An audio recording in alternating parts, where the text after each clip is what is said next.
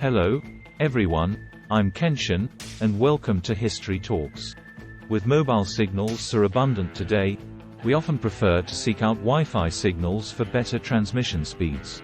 While many new technologies often stem from military origins, the invention of Wi-Fi was neither a military technology nor the work of scientists, which makes it quite intriguing. Today, let's delve into the Hollywood star Hedy Lamarr, the mind behind the technology that led to Wi-Fi. Before we begin, please remember to subscribe, share, and click on the notification bell to help us produce more engaging content. Firstly, let's talk about Hedy Lamarr. She was born in 1914 in Vienna, Austria, with the birth name Hedwig Eva Kiesler. Hedy received her initial education from her father, a bank director, and her mother, a concert pianist. She took ballet lessons, piano classes, and even received training in horseback riding. There are indications that she had an innate curiosity for engineering from a young age. While strolling through the bustling streets of Vienna, her father would explain the workings of tramways and how power plants generated electricity.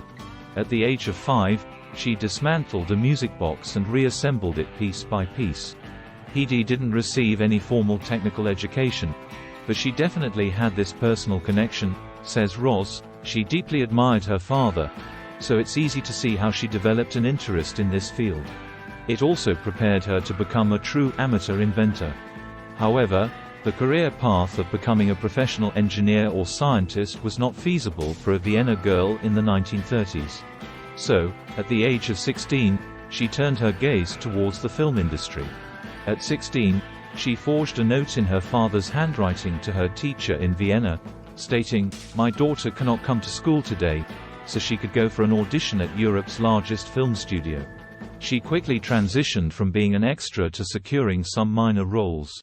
Later, Austrian director Max Reinhardt brought her to Berlin, where she starred in several memorable films. At the age of 18, she played a role in the passionate film Ecstasy, directed by Gustav Macati. The film was condemned by Pope Pius XI for its dangerously erotic scenes, banned in Germany, and blocked by US customs authorities. Reinhardt hailed her as the most beautiful woman in Europe, and even before Ecstasy, she had garnered attention in theatrical productions across Europe. It was during a run of the popular play Sissy in Vienna that Fritz Mandl, a wealthy Austrian arms dealer, noticed her. They married in 1933, but Mandl forced her to accompany him in dealings with clients, including officials from Nazi Germany and Fascist Italy, including Mussolini himself, evidently treating her not only as a wife. In 1937, Hedy fled her unhappy marriage and Austria, a country aligned with Adolf Hitler's anti-Semitic policies. Upon arriving in London, she coincidentally encountered Louis B. Mayer of Metro-Goldwyn-Mayer, MGM, who was actively acquiring contracts of Jewish actors unable to work safely in Europe. Hedy met Mayer but refused his initial offer of a $125 weekly exclusive contract with MGM. Instead, she booked a ticket on the luxurious ocean liner Normandy bound for the United States, while Mayer boarded the same ship back to America. Eventually, they reached a better deal upon arriving in New York, $500 per week with the condition that she learn English within 6 months. Additionally, there was a condition regarding her name. Originally named Hedwig Kiesler, which sounded too German, Mayer, a fan of 1920s actress Barbara Lamarr, decided to rename her Hedy Lamarr. She quickly became a dazzling new star in Hollywood, gaining attention for her collaboration with Charles Boyer in Algiers in 1938. From then on, MGM had Hedy making multiple films each year throughout the 1940s. Despite enjoying her Hollywood stardom, she was concerned with fixing and solving problems, even bonding with film producer and aerospace engineer Howard Hughes.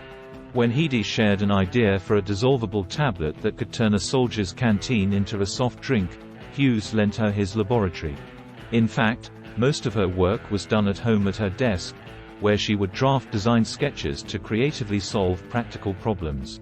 In addition to accessories for tissue boxes and glowing dog collars, She also designed a special shower chair for the elderly that could safely pivot out of a bathtub. By the year 1940, she was distressed by the news coming from Europe, where the Nazi war machine was steadily occupying territory, and German U-boats were wreaking havoc in the Atlantic. This was a more challenging problem to tackle, so she was determined to contribute her part during the war. At a dinner party, Hedy encountered George Antheil, an avant-garde music composer who had lost brothers in the war. Both like-minded individuals wanted to find a way to defeat Hitler. But what method could they use? She recalled the knowledge she had gained years ago in Vienna while attending boring client dinners with her first husband. She knew there was a problem with torpedo targeting. If the British could eliminate German submarines with torpedoes launched from surface ships or aircraft, they might be able to halt all the slaughter that was happening. The answer lay in some form of radio-controlled torpedo, but how to prevent the Germans from easily jamming the radio signals? The inspiration for the solution they devised came from their shared love of the piano. The two came up with the idea of frequency hopping during a musical game.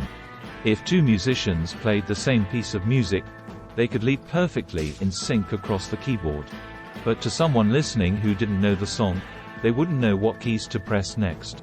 In other words, the signal was hidden within the constantly changing frequencies. But how could this be applied to radio-controlled torpedoes? The Germans could easily jam a single radio frequency, but they couldn't jam continuously changing frequencies.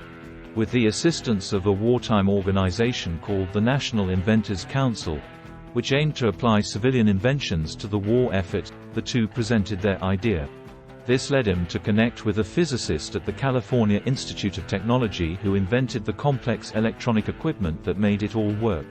When the frequency hopping patent was finally secured in 1942, Antheil presented the idea to the US Navy, but they were initially reluctant. What do you want to do? Put an automatic piano in the torpedo? Get out of here. So, they were never given a chance during World War II, and both believed the invention had come to naught. But little did they know, opportunity would soon knock. In the 1950s, the electronics manufacturer Sylvania adopted frequency hopping technology to create secure communication systems for submarines. By the early 1960s, the technology was deployed on US Navy ships to prevent signal interference during the Cuban Missile Crisis.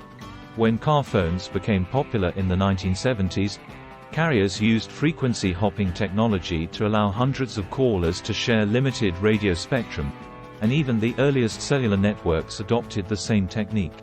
By the 1990s, frequency hopping had become commonplace, even becoming a mandated secure radio communication technology standard by the U.S. Federal Communications Commission, FCC.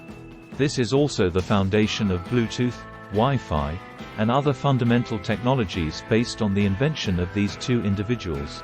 After retiring from stardom, she moved to Florida, where she continued to research new inventions, including a traffic light that was more driver-friendly.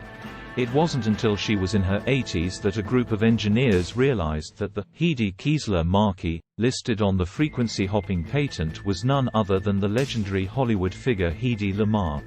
Hedy didn't want money, but she did want recognition. No one was giving her credit for this important invention, and that really made her angry. In the 1990s, she finally received awards for her contributions. Hedy being Hedy, what did she say? Well, it's about time.